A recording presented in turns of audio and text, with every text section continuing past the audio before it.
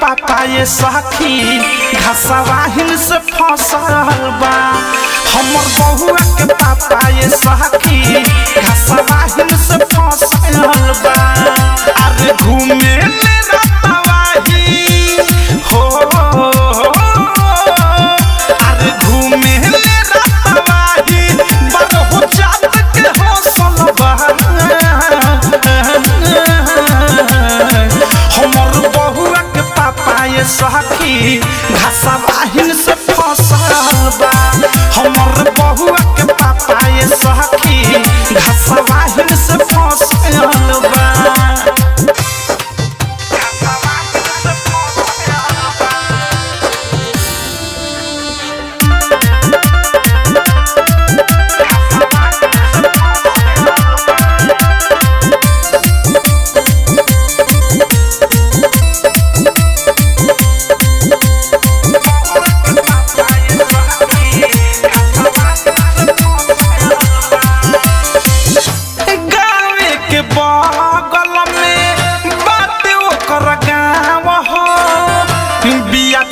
धरनी बाबा धरे ले छाव हो,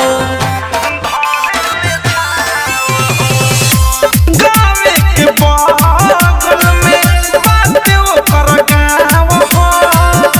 बिया छव धरनी बाबा धरे ले छाव हो।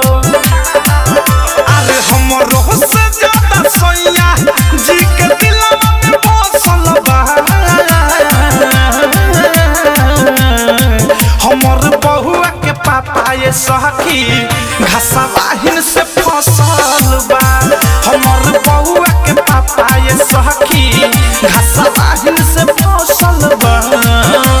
डीजे विकास रीगा सीतामढ़ी।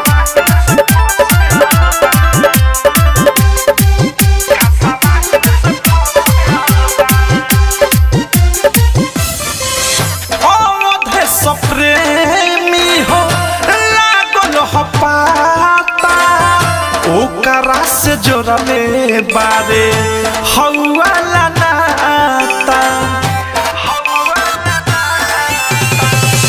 राइटर थारू सुबुध लागल हपाता।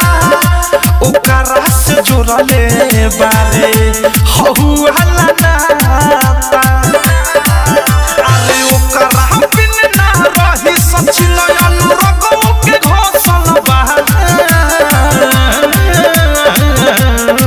हमर बहुआ के पापा ये सखी घसवाहिन से फसल बा। हमर बहुआ के पापा ये सखी घसवाहिन से फसल बा। अरे घूमे ले रतवाही हो, अरे घूमे ले रतवाही बड़ो जात के हौसल बा। हमर बहुआ के पापा ये सखी घसवाहिन से फसल बा। हमर बहुआ के पापा ये सखी घसवाहिन से फसल बा। RCM recording studio Delhi. RCM music new app अभी डाउनलोड कीजिए हमारे गूगल प्ले स्टोर से और पाए भोजपुरी लोकगीतों का एक से बढ़कर एक ऑडियो वीडियो सॉन्ग बिल्कुल मुफ्त।